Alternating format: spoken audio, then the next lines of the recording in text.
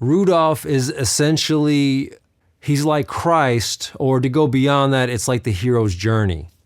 Could also be likened to shamanism. Rudolph, he's that guy. He's different. He's the outcast.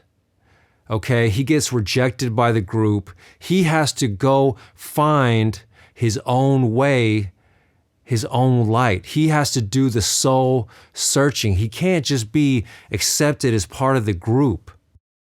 He has to go on the quest for the light. And the others hate on him. Why? Because they perhaps sense this light in him, and out of jealousy, out of him making them feel insecure, they want to push him down in order to make themselves feel better. But essentially, this is all part of the hero's journey, which is that the hero must endure suffering. The hero comes from the Greeks, the idea of the tragic hero. To become the hero, you must face tragedy and overcome it. After you overcome the tragedy, eventually you can get the great boon, what Native Americans would say, call the great medicine, what you could call the light, the wisdom, the information, that thing which is going to heal the tribe, heal the collective. And the thing is, even though they try to hurt Rudolph, Rudolph has the humility where instead of wanting to hurt them back, he wants to help others. And you see this in superheroes, this idea where, all of the superheroes and the villains, they are all hurt. What makes them a hero or villain is that the heroes decide they don't want other people to go through the same hurt. The villains, they get in their ego, they want personal revenge, not justice. Rudolph is able to endure this rejection, this abuse, and what happens? Then one foggy Christmas Eve, Santa came to say, "Rudolph, with your nose so bright, won't you guide my sleigh tonight?" Santa Claus represents the patriarchal father, in this case, God as a father figure or a grandfather. So Santa represents God, looking at everyone's deeds karmically. If you're good, you get good energy, you get a present. If you're bad, you get negative energy, you get darkness, you get cold, you get darkness. Once Rudolph grows up, Santa sees, this one has the light of humility, the light of wisdom, the light of love. This is the one to lead. And so what does Rudolph do? He leads the other reindeer through the darkness. Now, does this make him better or superior to the other reindeer? No, but he has the chance to give back more, and that is bliss. The ability to give back to the tribe, to the group, to the family, to the collective, something good. That's the greatest joy there is, and that is the light, and that's why he always had this light.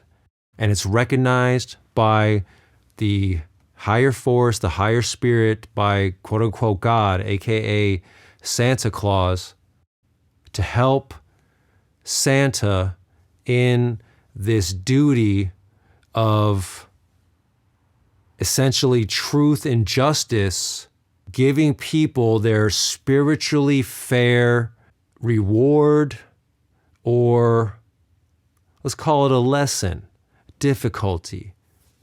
And it's not Santa's fault if a kid got coal. You got the coal through your own actions, all right? Or you got the present. Let's take it to the Christmas tree, right? The Christmas tree, the evergreen. It's always green. Even in winter, even in the darkness, this tree still has the green, still has the life. And we have this theme of the light on top of the tree, the star. And again, what does light represent? Light represents love, wisdom, all that is spiritually good.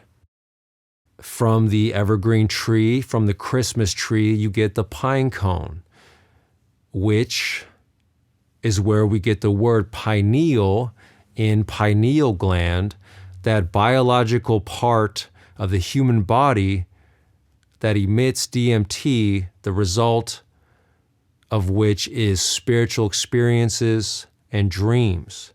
When you have dreams, spiritual experiences, life or death situations, when you're born and when you die, that's when your pineal gland is most active.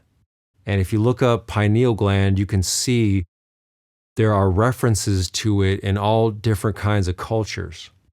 And what is Christmas? Christmas, Mass of Christ. What is Christ? Christ means light. Christ is the king. What does the crown represent that the king wears? The crown represents the halo. What is the halo? The halo is the light emanating from the head. It is the light of love, of enlightenment, of clarity, of beauty, of truth, of wisdom, of grace, of humility, of valuing that which is most precious and priceless and worth more than any material thing. Whether or not you are strongly invested in this metaphor, you can still appreciate the symbolism of it, which, take it even further, what is it really saying? What it's really saying is to be in touch with the higher force, to be in touch with God, is to be in touch with love. What is the love? The love is the light. The love is the light, and love and light is what makes you a king or queen. It's what makes you a greater being. It's not the physical power. Okay, that's just a material, those material kings and queens in this mundane physical realm, that is just a symbol of what it should be, which is a spiritual awareness, a spiritual king, a spiritual queen, which could be anybody, which is what they call the Christ consciousness. Christmas, Mass of Christ, the masses becoming light, the massive collective consciousness becoming a consciousness of light, or becoming lighter. It's the whole point is, not that, okay, we've figured out everything, we are at the light. It's just this continuous evolution and progress and growth toward the light. And that's what Christmas represents, and that's what Rudolph represents. So I hope you guys like that. Peace up, and remember, elevate consciousness constantly.